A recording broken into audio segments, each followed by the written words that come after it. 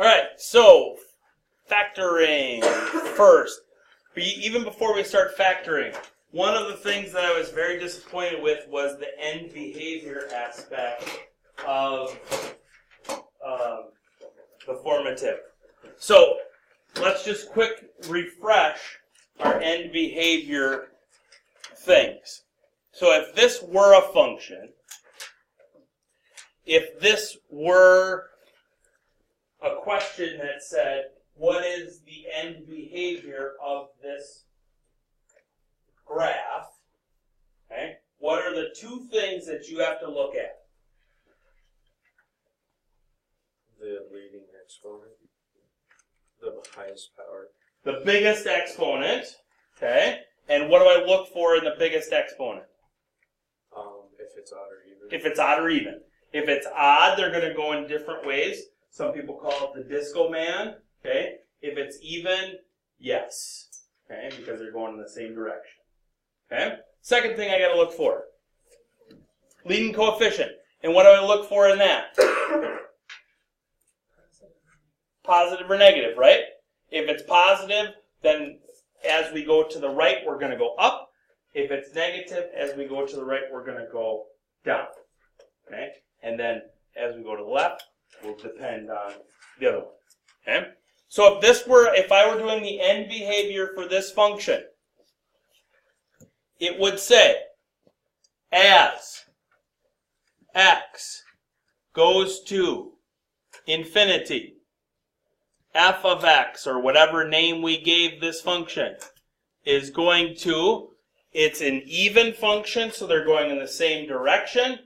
The lead coefficient is positive, so that means we're going up, so it would go to positive infinity. The second half would be, as x goes to negative infinity, f of x goes to positive infinity. If it's not written like that, it is not correct. Okay? This is not you can put it however you want to. You have creative licensure over how it gets said. No, it gets written exactly like that. If it's not written exactly like that, it is not correct. You may be saying the exact same thing, but if it's not written like that, it is not correct. Okay? All right? I saw a wide variety of answers for end behavior. Some were as crazy as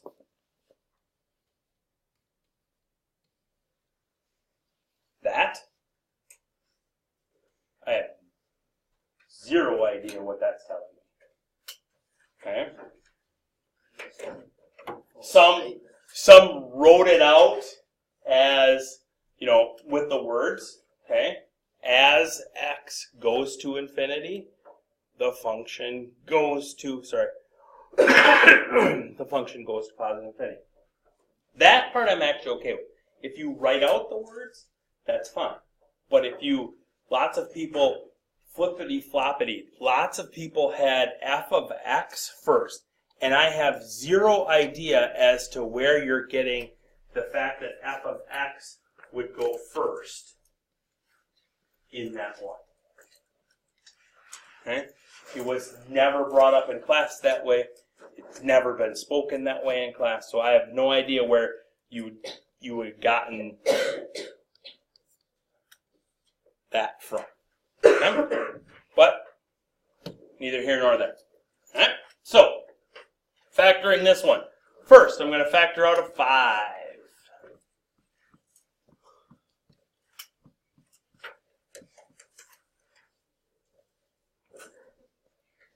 Then I'm going to factor that trinomial. Two numbers that multiply together to be 36 and add to be negative 13. That's going to be 4 and 9.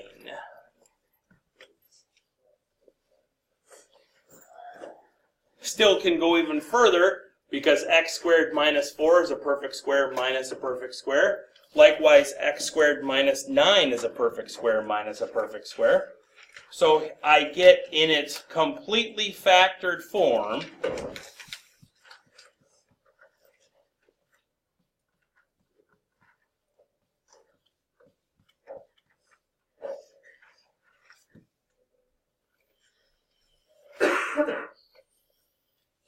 expanded all the way out. 5 times the quantity x minus 2 times the quantity x plus 2 times the quantity x plus 3 times the quantity x minus 3. And those can be in interchangeable order there. Okay? Because order doesn't matter in multiplication. Okay? Refreshing my memory, since we're going to be factoring now until June, it feels, refresh my memory as to what's the very first thing we should look for in factoring. What was the first thing on our checklist? GCF. Now, there's plenty of people in this room right now. You all have the exact same notes. You all have the exact same, or were taught the exact same thing. I specifically designed this checklist to make it easier for you to go through. You should have this checklist memorized by now. Okay? If you don't, okay, make sure you write it down and you memorize it. The sooner the better. You should have been doing this every single problem, and we've done at least 9 problems, 9 homework problems, I should say, along with at least 1 on the formative from yesterday. So that's at least 10 times that you should have been converting this into long-term memory. Okay? So GCF is first. Second thing I look for is, what about perfect squares?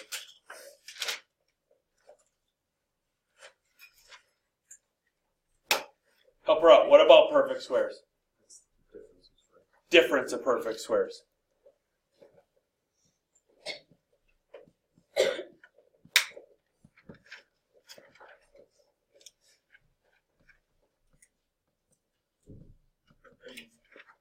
Next thing I look for.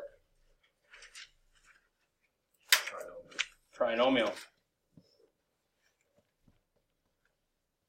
Again, you all have this. You should all be, you've all have done this. You should all be shouting these out. Okay? Fourth thing I should look for.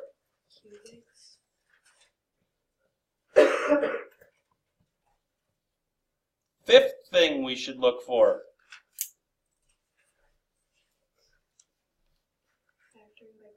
Grouping, yep.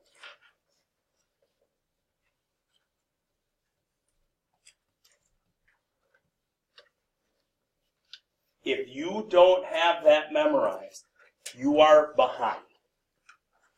Okay? You are behind. All right?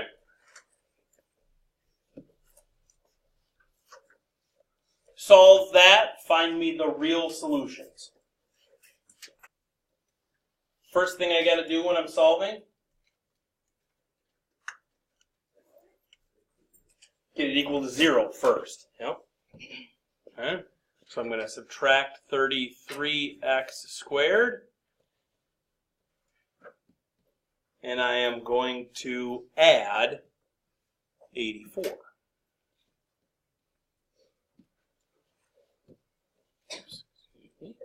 Moves into 3x to the 4th minus 33x squared plus 84. Okay. Checklist, first step, or first item.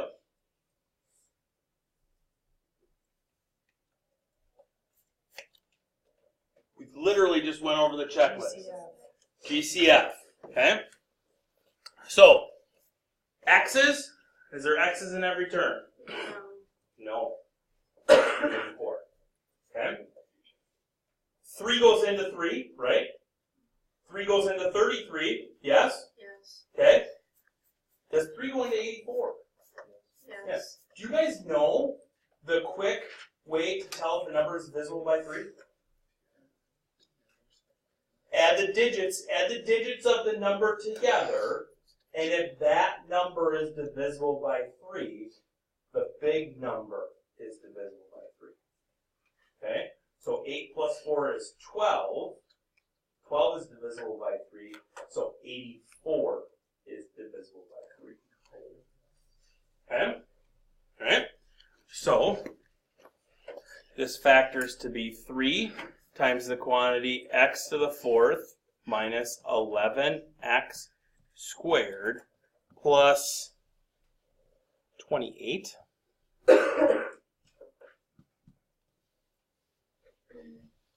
equals 0.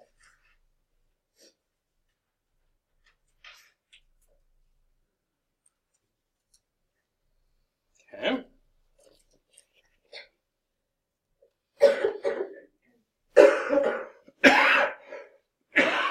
That trinomial, factorable. Two numbers that multiply together to be 28 and add to be negative 11. 7 and 4, both negative.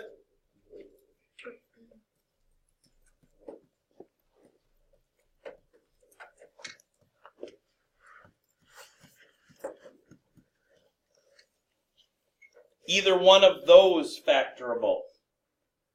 Which one? X squared minus 4. Perfect square minus perfect square.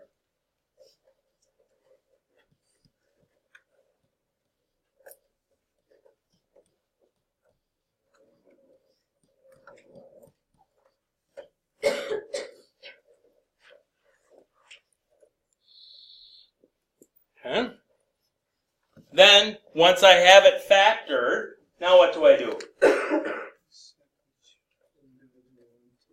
Set each individual one equal to 0. Now the first one's going to say, you're going to look at it and you're going to go, what are you doing? But I'll show you why in a minute.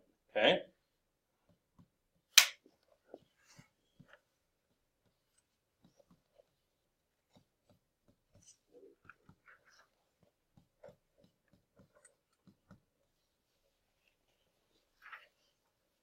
Okay? I set my 3 equal to 0 because it's a factor. The reason I do that is it's because there were an x attached to that. If we would have GCF'd out a 3x originally from the beginning, that then comes into play. I need to set that 3x that would have to equal 0. And I get an answer, a solution of 0. Okay? In this case, 3 does not equal 0, so I just throw it out. Okay? I don't want you to get in the habit of dividing everything by 3 there. Dividing both sides by 3. Because you could really divide both sides by 3x in that case, if it was that. And then you would lose a factor. You can't divide by something that's possibly a factor. Okay? This one gives me 2. This one gives me negative 2. Middle here now. Oops, or that one.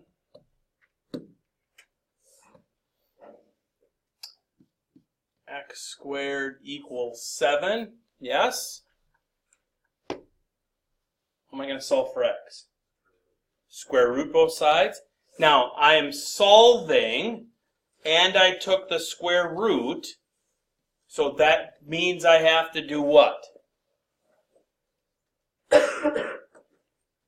Solving and I took the square root means something special. Say loud. Plus or minus. Okay? Brings in a plus or a minus. Anytime you're solving and you take the square root, or an even root for that matter, plus or minus. Okay? So my 4 answers here, positive square roots of 7, negative square roots of 7, positive 2, and negative 2 are the 4 answers for this particular problem. Questions on it?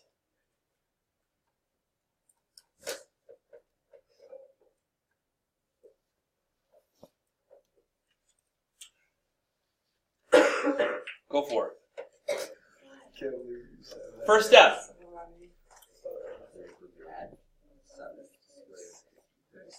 Get it equal to 0, right? Yeah. Does it matter which side the 0 goes to?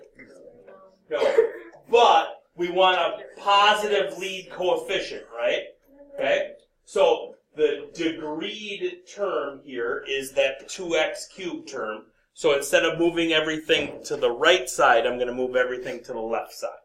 So I'm going to add 7x squared.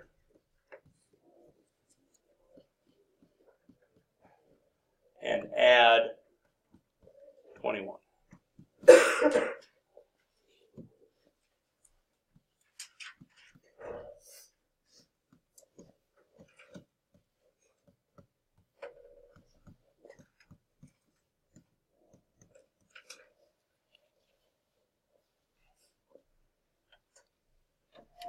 GCF?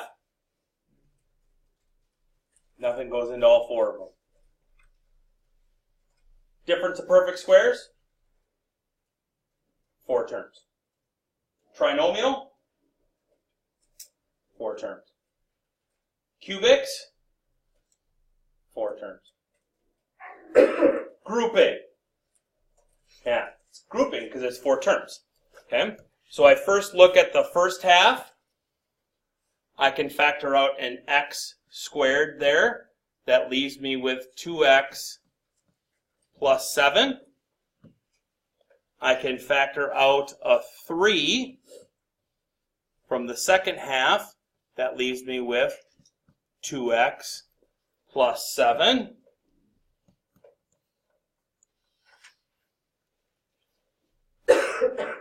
Out of the whole thing now, both green and red terms have a 2x plus 7 in them. What's left over is x squared plus 3.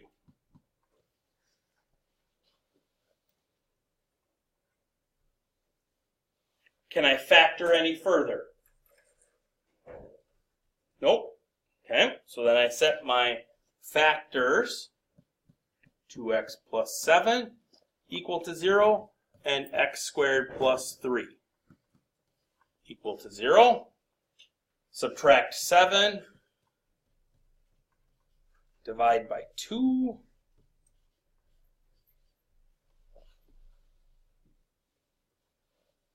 Subtract 3.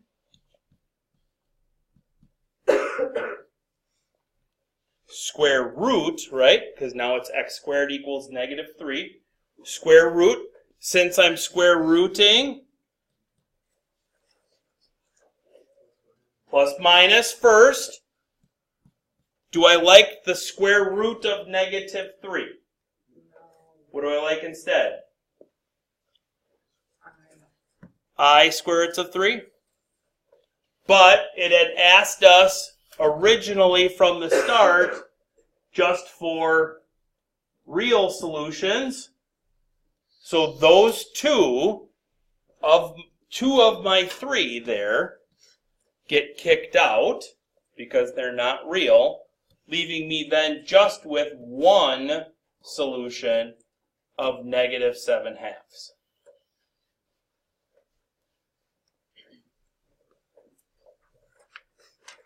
Okay?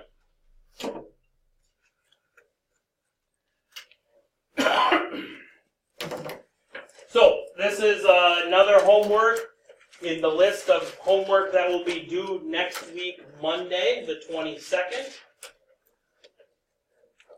I remind you, or I shouldn't say I remind you, I have you note that Next week, Tuesday, we will have another formative in the MRC. And I also have put on the schedule on the sideboard that next week, Wednesday, we will be having a quiz on the first half of Chapter 5. Okay? So, kind of a big 3-day week next week. Monday's homework day, Tuesday's formative day, Wednesday is quiz day. Okay? There's only 3 days next week. There's only 3 days next week.